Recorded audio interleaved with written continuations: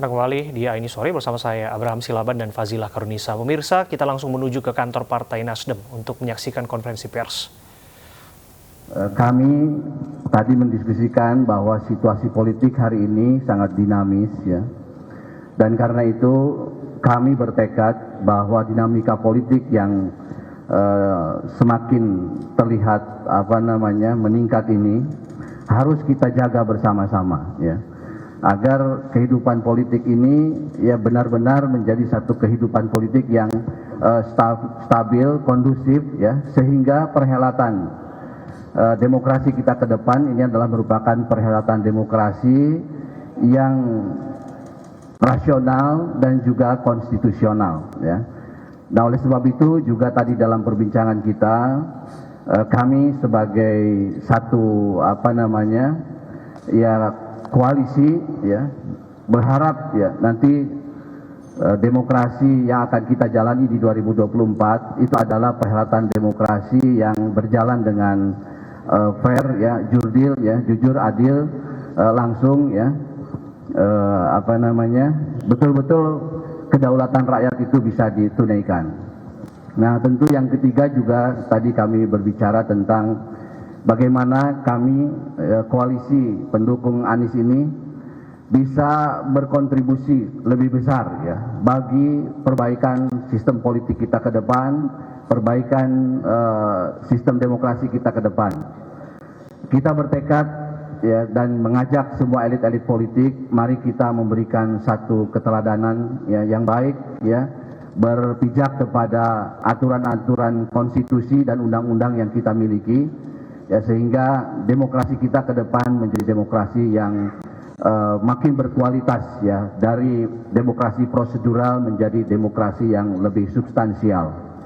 Saya kira pembicaraan kita tadi seperti itu ya, kurang lebih dalam 2 jam ini ya, tentu suasananya sangat bersahabat sekali ya Kak Willy, dan saya merasa ini adalah sebagai perbincangan antara seorang adik dengan seorang kakak ya, dengan abang ya, dan betul-betul kami mendapatkan banyak cerita pengalaman yang dialami oleh Bang Surya selama berpolitik sejak usia 18 tahun ya.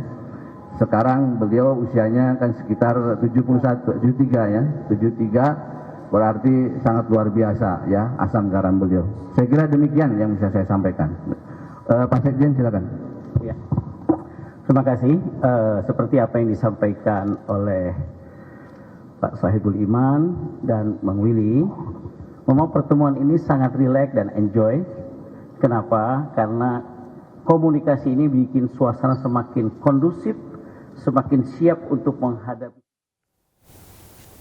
Ya, pemirsa, itu tadi konferensi pers dari Koalisi Pendukung Anies, dan kita sekarang ke informasi selanjutnya, di mana seorang nenek dari korban pencabulan anak di Sukabumi, Jawa Barat menangis histeris usai menjadi saksi dalam persidangan. Nenek korban mengaku kecewa karena terdakwa tidak mengakui perbuatannya.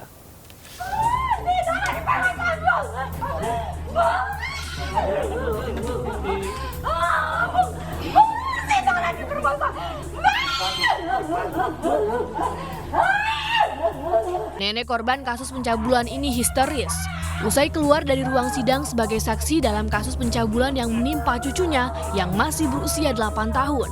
Persidangan digelar secara tertutup di Pengadilan Negeri Kota Sukabumi. Korban kecewa karena selama di dalam persidangan, terdakwa tidak mengakui perbuatannya dan menyangkal telah mencabuli korban. Nenek korban merasa terpukul karena tidak ada niat baik dari keluarga terdakwa menyelesaikan perkara ini dan malah melindungi pelaku serta menghalangi proses pelaporan. Keberatan dengan tidak ada pengakuan, apalagi dengan tidak ada respeknya dari pihak keluarga si pelaku, tidak ada niat baik dari keluarga si pelaku, yang membuat saya merasa lebih terpukul, lebih tertekannya hati saya. Tidak ada sedikit pun dari itikat baik dari pelaku yang sudah jelas, buktinya jelas ada. Walaupun tidak ada di dalam BAP, kami akan menghadirkan dokter yang membuat visum itu, baik dari pihak Rumah Sakit Secapa, Bayangkara maupun Rumah Sakit R. Samsudin untuk minggu depan tanggal 9. Sebelumnya, pelaku berinisial P didakwa melakukan kekerasan seksual pada keponakannya sendiri di bulan Oktober 2022. Pelaku dijerat dengan Undang-Undang tentang Perlindungan Anak dengan ancaman hukuman maksimal 15 tahun penjara. Dari Sukabumi, Jawa Barat, Budi Setiawan, iNews melaporkan. Pemirsa, sebuah mobil dinas DPRD Provinsi Jambi terlibat laka tunggal di ruas Jalan Soekarno-Hatta, Kota Jambi, Kamis malam. Ironisnya saat kejadian, mobil dinas tersebut dikemudikan seorang pelajar bersama penumpang lain yang ditemukan dalam kondisi tanpa busana.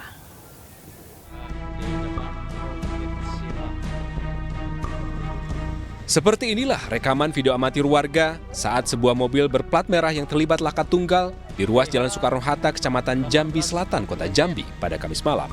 Ironisnya, mobil dinas tersebut dikemudikan oleh Sahdayat Ajani, 17 tahun, yang masih berstatus pelajar, bersama 2 penumpang lain yang juga sesama pelajar. Mobil tersebut menabrak tiang reklame yang ada di median jalan hingga ringsek di bagian depan. Sementara itu, pengemudi dan penumpangnya langsung dilarikan ke rumah sakit terdekat. Peristiwa tersebut membuat heboh warga dan pengguna jalan yang sedang melintas. Saksi mengatakan mobil dinas NAS tersebut meluncur dari arah Taman Rima Jambi menuju Taman Adipura, Kota Jambi. Saat kejadian, mobil sedang dikejar warga dan langsung menabrak tiang reklame hingga mobil tersebut terpental. Saat kejadian, penumpang mobil ditemukan dalam kondisi tanpa busana sebelum dilarikan ke rumah sakit. Ya dari bandara memang katanya sudah nomor pohon. 3 orang lah. 3 orang. 2 cewek, 1 cowok, itu gimana? 1 cewek, 2 cowok, 1 supir yang laki-laki, 1 di belakang. Informasinya memang dari arah sana sudah dikejar orang. Informasi kondisi si cewek itu juga tanpa busana di bawah gue. Dia telanjang bulat. Bahkan selendang aku mau dipinjam untuk nutupi. Peristiwa kecelakaan mobil dinas NAS tersebut, pihak kepolisian belum memberikan komentar terkait kecelakaan tersebut. Beruntung kecelakaan ini tidak menimbulkan korban jiwa, pengemudi dan penumpang mengalami luka ringan. Dari Kota Jambi, Adrianus Susandra melaporkan. Untuk mengetahui informasi selengkapnya, kami telah terhubung dengan Kasat Lantas Polresta Jambi, Kompol Aulia Ahmad. Selamat sore, Kompol Aulia. Selamat sore, Mbak. Pak Aulia, ini mungkin bisa dijelaskan lagi kronologinya dan apakah benar sebelum menabrak itu mobil sedan dinas ini sempat dikejar orang begitu? Baik, dapat kami jelaskan. Jadi mobil itu dari arah Bandara Lama, tepatnya di Jalan Jenderal Sudirman, menuju ke arah Adipura. Jadi mobil itu dengan kecepatan tinggi, awalnya menabrak pohon di tengah jalan. Habis itu kencang lagi dan menabrak papan reklame tepatnya di depan Rumah Sakit Siloam. Ya, kami dengar kecelakaan itu melibatkan anak di bawah umur ya, Pak? Betul, betul. Iya, yang bersangkutan sebagai penumpang atau yang menyetir kendaraan itu? Untuk si pengemudi umurnya 17 tahun, sedangkan penumpang umurnya 16 tahun. Oke, jadi ada 2 remaja tanggung dalam insiden kecelakaan tunggal itu berarti ya, Pak ya? Betul. Oke, Pak, kalau kita cari tahu lagi mengenai dampak dari kecelakaan tunggal, sebelum kita berbicara lebih dalam mengenai temuan dalam kecelakaan itu, selain mobil yang ringsek, apa saja dampaknya, Pak? Ada mobil juga satu yang ditabraknya. Apakah mobil tersebut tuh mengalami penyok sedikit? Ya, korban lukanya? Cuman yang pengemudi dan penumpang saja. Oke, pengemudi dan penumpang. Yang di dalam mobil Kenpi itu aja. Oke, ini kan mobil dinas ya, Pak? Mobil dinas Provinsi Jambi, betul ya? Betul, betul. Oke, bagaimana Anda menjelaskan mobil ini bisa terlibat dalam kecelakaan, Pak? Apakah memang ini terdaftar, pemiliknya adalah anggota DPRD atau pejabat di Provinsi Jambi? Jadi mobil ini setelah kami dalami, setelah koordinasi dengan pihak DPRD tingkat 1 Jambi, memang betul itu mobil dinas milik DPRD tingkat 1 Jambi. Jadi mobil tersebut digunakan oleh salah satu stafnya dan digunakan oleh anak dari staf tersebut. Oke. Kalau dari pemeriksaan sebenarnya tujuan dari pengemudi ini mau kemana, Pak? Mau pulang kah atau? Sekarang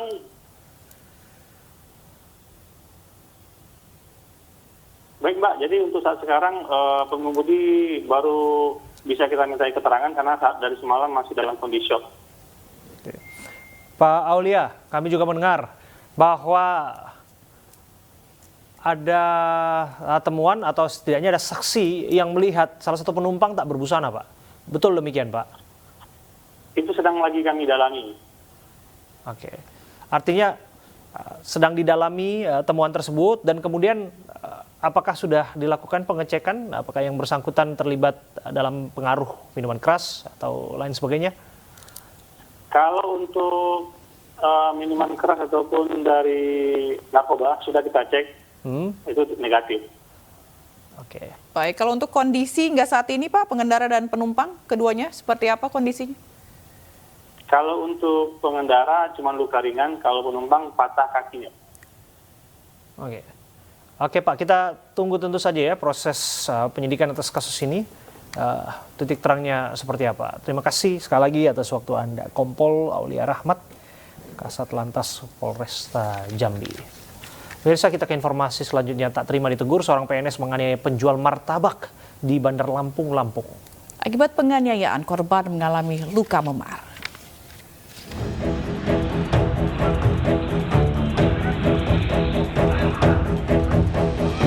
Dalam video rekaman CCTV terlihat seorang pria berseragam PNS dengan arogan menghampiri pedagang martabak dan langsung mengamuk serta beberapa kali menampar wajah korban yang tengah membuat martabak.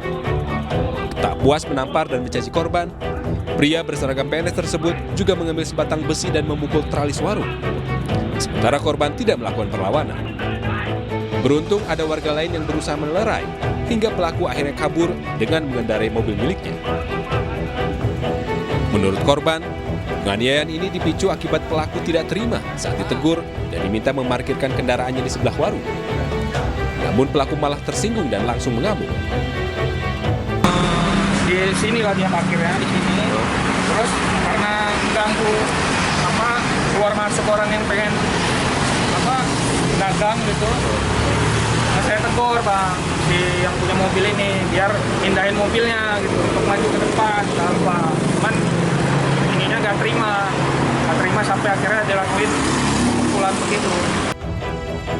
Meski menjadi korban penganiayaan, namun korban enggan melaporkan kasus ini ke aparat kepolisian. Dari Bandar Lampung, Andreas Avandi melaporkan. Pemirsa, polisi menangkap seorang anak pejabat di Wajo. Pelaku penganiayaan terhadap seorang juru parkir di Wajo, Sulawesi Selatan. Akibat penganiayaan, korban mengalami syok.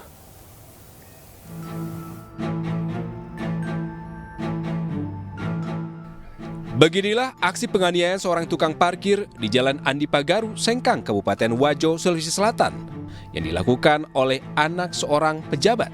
Video ini viral di media sosial. SS, korban pemukulan, mengaku alami syok usai peristiwa penganiayaan tersebut. Korban pun meninggalkan rumah sementara dan tinggal di rumah kerabatnya untuk menenangkan diri. Korban mengaku ditendang dan dipukul oleh pelaku. Ia juga membantah jika dirinya mengeluarkan kata-kata kasar kepada pelaku saat kejadian. Jadi ya kasi usorong yolo di monte kada pelang-pelang apa nah engkau to monri sale kanang depan maru jadi usorong yolo depan korban sorongnya tiba-tiba mendadak angka poli monri tapa usah dibami nakandaka pas nakandaka sempoyo kata pernah jagul kasih konaro oleh na akor. Sementara itu, pihak kepolisian telah menangkap dan menetapkan pelaku pemukulan sebagai tersangka. Untuk untuk tersangka sendiri kami sudah tetapkan sebagai tersangka dengan disangkakan pasal 351 ayat 1. Dengan ancaman hukuman 2 tahun 8 bulan. Tersangka saat ini ditahan di sel tahanan Mapolres Wajo guna menjalani proses hukum selanjutnya. Dari Kabupaten Wajo, Sulawesi Selatan, Amnar Sengkang melaporkan. Ya, kita beralih ke kasus pembunuhan berantai Wawon CS. Pemirsa, terdakwa Solihin alias Duloh mengaku tergiur iming-iming uang 500 juta rupiah dari Wawon sehingga masuk dalam pusaran kasus pembunuhan berantai. Duloh mengaku membunuh 7 dari 9 korban kasus pembunuhan berantai ini.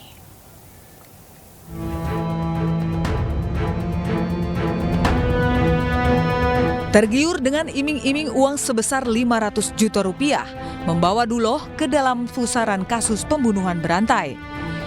Doktrin dari tersangka Wawon Erawan tentang sosok sakti pemberi kesuksesan bernama Aki Banyu membuat pria yang sehari-hari berjualan es cincau ini terperangkap. Pembunuhan demi pembunuhan terus dilakukan Duloh setiap menerima perintah dari Aki Banyu yang belakangan dia ketahui adalah Wawon. 7 dari 9 korban dieksekusi oleh Duloh, baik dengan cara diracun maupun dicekik. Duloh sendiri mengaku sudah kerap menagih uang 500 juta rupiah yang dijanjikan Wawon. Namun, Wawon selalu mengelak dengan dalih uang akan diserahkan jika semua pembunuhan yang sudah dirancang selesai dilakukan. Solihin alias Duloh telah mengakui seluruh perbuatannya dan meminta maaf kepada seluruh para korban serta siap menerima hukuman. 7 orang bapak yang melakukan merasakan ya membunuhnya. Bapak terima kesalahan bapak itu cuma 7 orang. Bapak juga merasakan tapi ini perasaan disuruh nggak boleh membantah itu. Nah, bapak tuh bisa nggak bantah? Ya suruhan jangan boleh membantah, harus itu. Siung Kuwon atau kumaha? Siung Kuwon atau kumaha? Ki Banyu itu, dulunya Ki Banyu. Penyidik Polda Metro Jaya hingga kini terus menyelidiki kasus pembunuhan berantai tersebut dan masih menunggu hasil ekshumasi terhadap jasad para korban.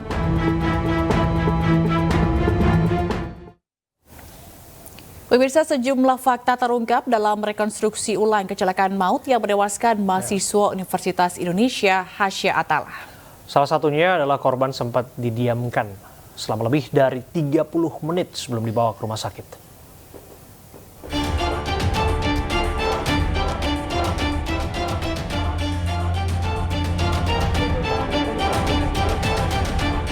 Polri menggelar rekonstruksi ulang kecelakaan yang menewaskan mahasiswa UI Hasya Atala. Total ada 9 adegan yang diperagakan, namun saat reka ulang, keluarga Hasya Atala tidak hadir. AKBP Purnawirawan Eko Setiabudi Wahono memerankan langsung rekonstruksi ulang kecelakaan yang menewaskan mahasiswa UI Hasya Atala. Eko merupakan pengemudi mobil yang menabrak Hasya dalam kecelakaan di Jalan Raya Srengseng Sawah 6 Oktober 2022 lalu. Dalam salah satu adegan terungkap, sesaat setelah Hasya tertabrak, Eko turun dari mobil dan memindahkan korban ke pinggir jalan, namun tidak membawanya ke rumah sakit. Penyelidikan ulang kasus ini dilakukan atas perintah Kapolri setelah kasus ini menyita perhatian publik. Pasalnya, polisi menetapkan Hasya yang tewas tertabrak sebagai tersangka. Itu dulu, ya. Tindak lanjut ini kan belum selesai. Tim masih bekerja dan tentunya nanti akan disampaikan pada perkembangannya. Itu dulu rekan-rekan. Ada kemungkinan kendaraan lain nggak Pak yang melakukan? Kesimpulan belum kita bisa ambil kesimpulan ya. Kan tidak bisa serta-merta kemudian ada kesimpulan. Tetapi menjadi catatan penting, rekonstruksi ini merupakan bagian daripada untuk bahan analisis. Ya, bahan analisis. Sementara Badan Eksekutif Mahasiswa Universitas Indonesia menyatakan Polda Metro Jaya tidak profesional dalam menangani kasus kecelakaan yang menghilangkan nyawa Hasya. Ketua BEM UI, Melkisedek Huang, menyebut ketidakprofesionalan tersebut karena Kapolda Metro Jaya Irjen Fadil Imran baru membentuk tim khusus setelah korban dijadikan tersangka. Adapun tim pencari fakta internal terdiri dari Bidang Hukum Mapolda Metro Jaya hingga Direktorat Lalu Lintas Polda Metro Jaya. Sedangkan tim eksternal akan melibatkan pakar transportasi hingga pakar hukum. CCTV peristiwa kecelakaan beredar di masyarakat. Kondisi jalan yang licin setelah hujan diduga menyebabkan korban hilang kendali saat akan menghindari motor yang berhenti di depannya. Di saat bersamaan, dari arah berlawanan muncul mobil SUV yang dikendarai pensiunan polisi berinisial E dan melindas korban yang terjatuh. Warga yang menyaksikan kecelakaan tersebut melihat kedua kendaraan melaju dalam kecepatan tinggi. Pemilik mobil bersama keponakannya pun sempat turun untuk melihat kondisi korban yang ternyata telah meninggal dunia di tempat kejadian. Bukannya nggak pergi dulu, bentar tahu menghindari mobilnya dulu, parkir. Oh, parkirin mobil ya, terus yang turun ponakannya. Dia turun, terus dia lihat dompet-dompetnya kali, dia alamatnya kemana rumahnya tuh anak itu kan. Akhirnya mau dibawa ke rumah sakit. Menurut warga, kecelakaan di lokasi ini juga bukan pertama kali terjadi. Diduga faktor kondisi jalan yang sempit dan ada beberapa sumur resapan di tengah jalan membuat lokasi ini menjadi rawan terjadi kecelakaan.